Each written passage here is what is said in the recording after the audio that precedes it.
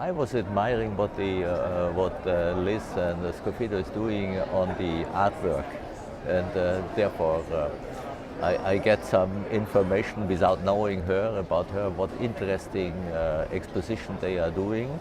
And after a couple of wines, I found to get in contact with her from the director of Modern Art Museum in New York. And so we get together and we discussed a bit. And so it came up, the teams were joining together and making this report. Yes, and we had the opportunity, Jürg and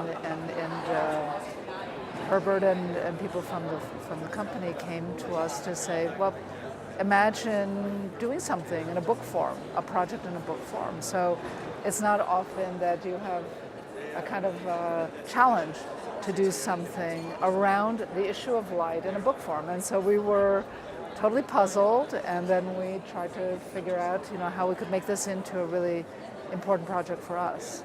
Well, it's No pretty. limits. It's impossible to imagine architecture without light. So when the sun goes down, space really doesn't exist. And so it's the way that we shape space, the way that we bring it out and bring it to life, and that we produce in a man-made way, really in a man-created way, a very different set of opportunities with electric light that we just don't have during the day. If it's totally dark, if there is no light, it's automatically dark. You can have no impression of a room. You are sitting somewhere and you don't know what it is. It's very important, for the lighting industry, that we deal together with people who have an understanding of rooms, and that's the architect. The architect has the knowledge what sort of impression gives the room, what you can do, and so therefore is a natural cooperation is mandatory, I would say, to deal together. So it's a common interest on both. And it's really fun and interesting to work on the unnatural, right? Because we get so hung up on reproducing natural light that the opportunity to do something that really defies what's expected and the way light behaves, to do something that is different, that might be different, that could be only created through engineering and through technologies and create a creative will to producing effects. We had once a marketing campaign, our biggest competitor go down every day. And but it was a bit on a way to turn the situation that we say the sun is not the competitor, because the sun gives us, shows us what you can do with light. And we have only a continuation, it learns us what you can do with light, and we do it, of course, artificially wise with electric lighting. So I think it's a natural evolution. With the technological potential, what you have, you can do things what you never could do before. And so for it's necessary, if you're using the potential to make better living ambience, better standards and so, and I think the architects have the same idea. They wanted to create spaces where you feel well, where it's easy to work and you have a good mood on it. And we assist them with light. I also think that a building like this got it right. There are things here that we would reproduce today. Just the quality, the indoor, outdoor feel, the sense of sense of space that you can make a room in the outdoors. All of that is wonderful.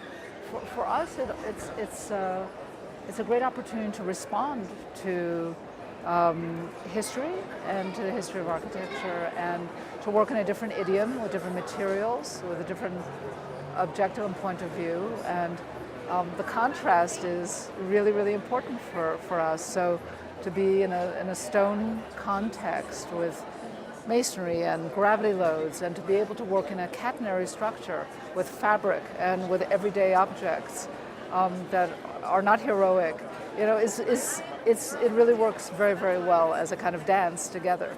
Wouldn't be nearly as interesting in a 20th century context. Yeah. we're interested in the everyday, the things that we take for granted because we sleepwalk through the day.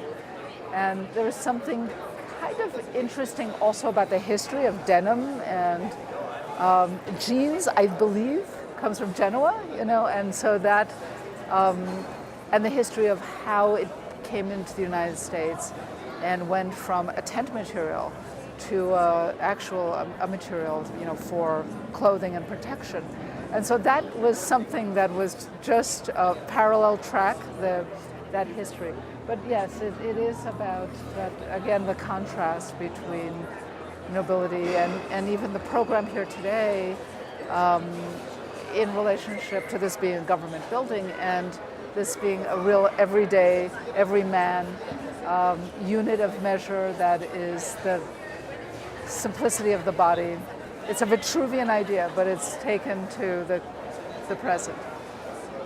My question is a bit in the direction to what extent you believe you can use the experience on the past, because we are living today in a time where you have very, very fast cycles all the time, and before the world was much slower.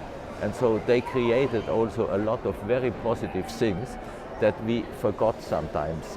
And so it's the mixture that if you're dealing with an old building, renovating that and making it adaptable to the new demands, it's a fantastic experience. And mostly they are better than the new buildings. I'm sorry to say that.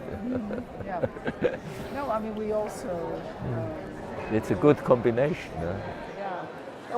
We look to the past and the present and the future could have some of the qualities. We just need to be good readers of the past, and we can't reproduce the social and economic context and technological context, all of that, from previous times. But as we move forward, we have to interpret, some of the things that you can't throw out, and that's part of the problem why many people have a kind of negative response, and I'm talking about non-architects, to contemporary architecture, because it's typically cold and it's typically without that emotive quality or without that depth of expression and history and so forth. But we're always making history. Every little piece of every idea we add to a trajectory, and we just have to be very conscious of our moment in time.